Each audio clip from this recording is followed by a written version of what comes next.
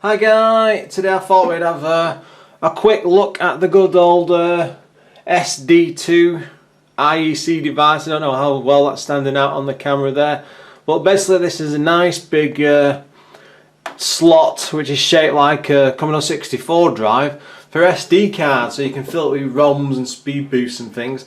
Now I bought this from SD2IEC.co.uk. I think it was about 50, no, sorry, it was about 45 pounds. That included shipping. You can pay a bit more and have them load the SD card for you, so they include like a 2 gig, 1 gig one. I mean, you could fit the entire games catalogue on about half a gig, so I mean, not even, even less than that even, so it's a bit overkill to get the card off them. They do have an opportunity to download the entire contents of the card. All the software, all the ROMs and the games and everything, and all the software you can imagine, homebrews too. And then you just put the SD card in and unzip the file straight onto it, and it's set up perfectly. Only thing you have to be careful of, which I didn't get at first, is you have to format it in into FAT32, depending on the size of the card, whatever it is. But FAT all the way, not NTSC. So yeah, nice, good choice on this. I thought we'd fire it up. You can do the typing. I got a full command sheet when I bought it, but it's nice and easy with. I've got the Epix fast, as you see, the fast load. That's the green cartridge that slots in the back. I mean, you might. What do you want that for? Because it speeds up loading and system time and everything. It just gives it more memory to access stuff live. Well, there you go. I just did Commodore key and the run stop key, and that fires me straight up. Now there's two ways of controlling it. I'm stretching around the camera here. I should have done this before, but you can do it by the joystick, which I'm about to do. Or you can use your keyboard, because I'll say it's just all under the machine.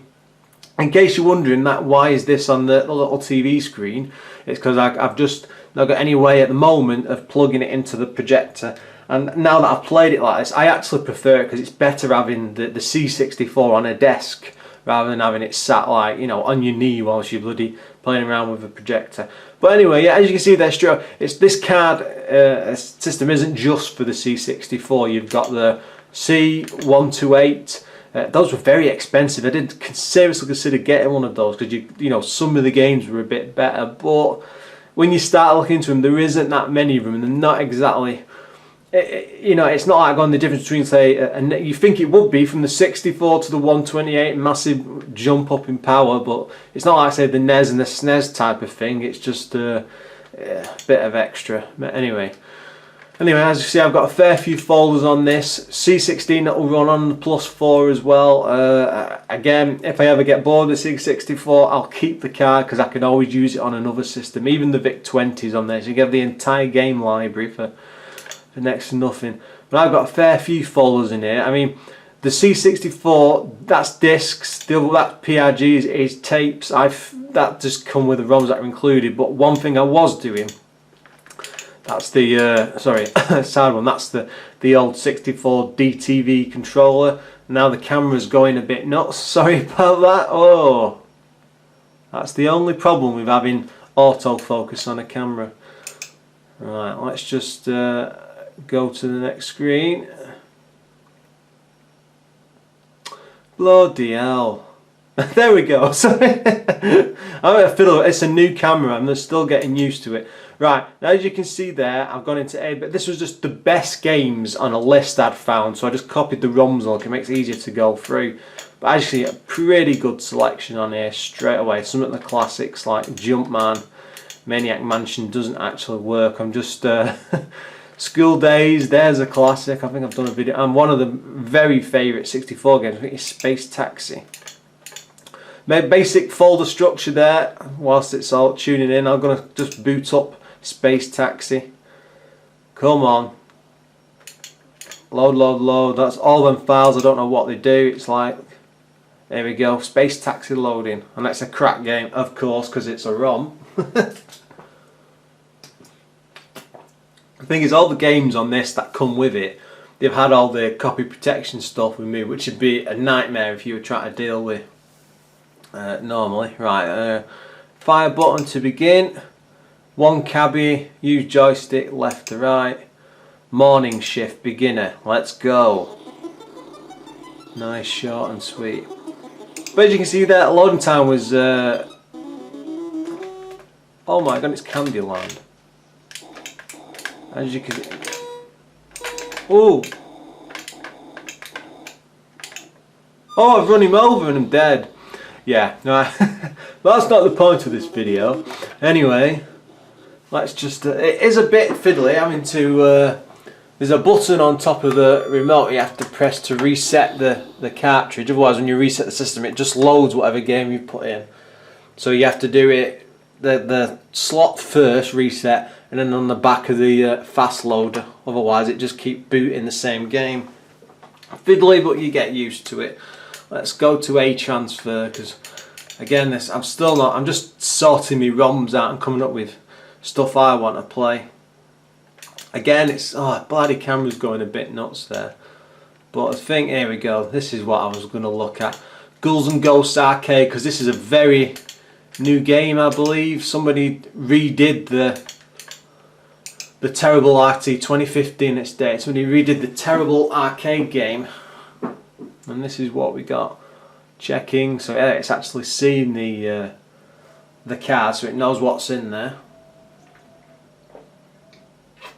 This is a perfect example of what the loading times are like. I promise I will fiddle with the camera a bit and get this auto. There we go, we're on now, it's set. Nice music there straight away. Start. You see, like I said, I've got the fast loader in, which cuts it by about half.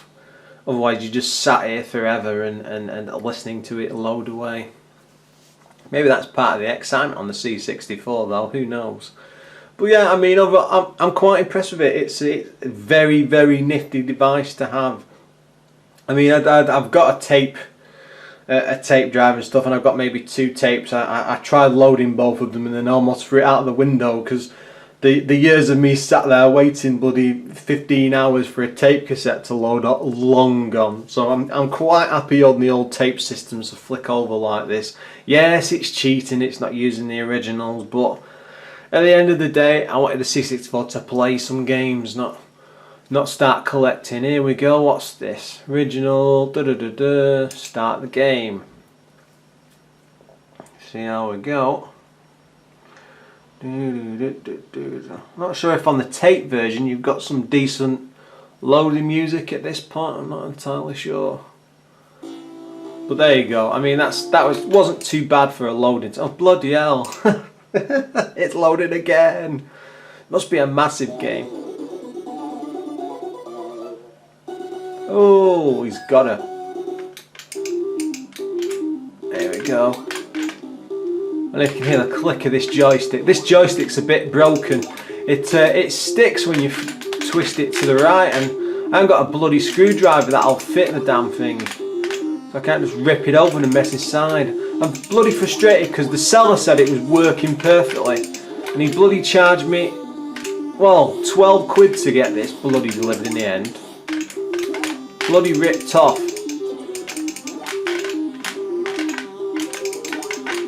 I hate it when they do that on eBay, you know. If I just paid a couple of quid and it was just like a simple game or something, then yeah, fair enough, not so bad. But when you're paying, like I said, 12, 13 quid to get a bloody joystick delivered, it's obvious I'm going to be using it for games and stuff, so. Oh, here we go, that was nice and easy. But yeah, by all means, I'd say go and get one of these cards. They're absolutely awesome. I've had a brilliant time with it,